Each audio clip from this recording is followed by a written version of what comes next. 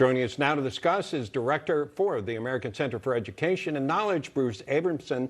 Bruce, I welcome you to further define or further delineate how you see it, because it seems we were having this conversation in the break. How do you define critical race theory?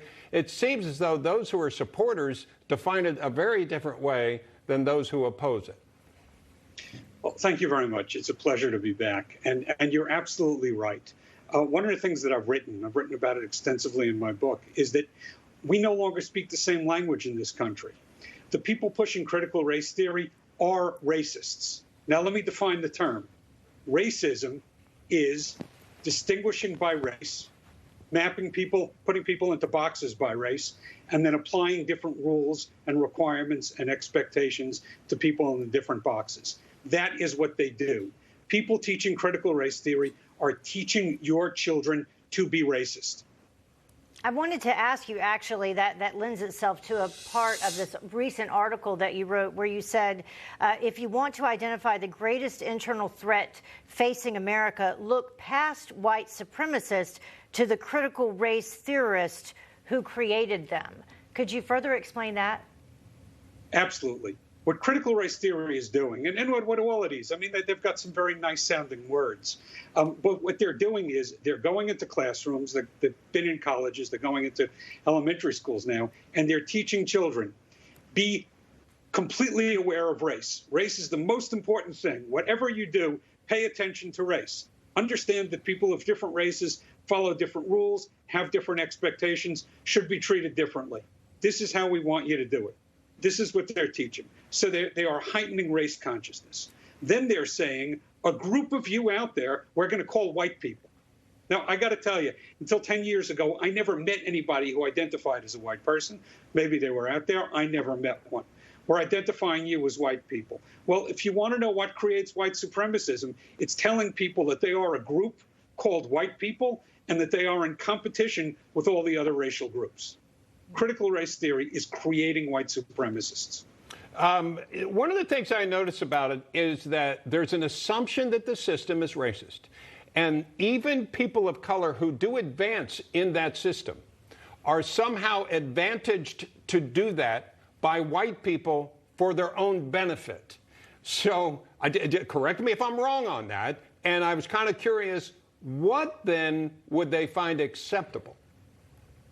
Well, you have to understand, this whole notion out there is a classic conspiracy theory. Now, how do you know when you're looking at a conspiracy theory? The answer is any evidence that anybody brings that looks on its face like it runs counter to the theory is taken as support for the theory. So, for example, if you come forward and say, well, look, Barack Obama was elected our first black president immediately following Colin Powell and Condi Rice as two black secretaries of state, you would think that that would run counter to the idea that the system is biased against black people. But no, because it's a conspiracy theory, those are the counterexamples that were put up there. The only reason that we had these people in power was so that we could point to them. This is conspiracy theoretic thinking. It's interesting, following President Biden's State of the Union address, we had Senator Tim Scott come out and call for a colorblind America and for all of us to come together. And then you can kind of take a look at what has been happening specifically under the Biden administration and years leading up to that, where we are more conscious repeatedly of race when it comes to just about everything in this country. How do you put the two views together, and which is better? Obviously, Tim Scott's is better. I mean, Tim Scott's is the American view.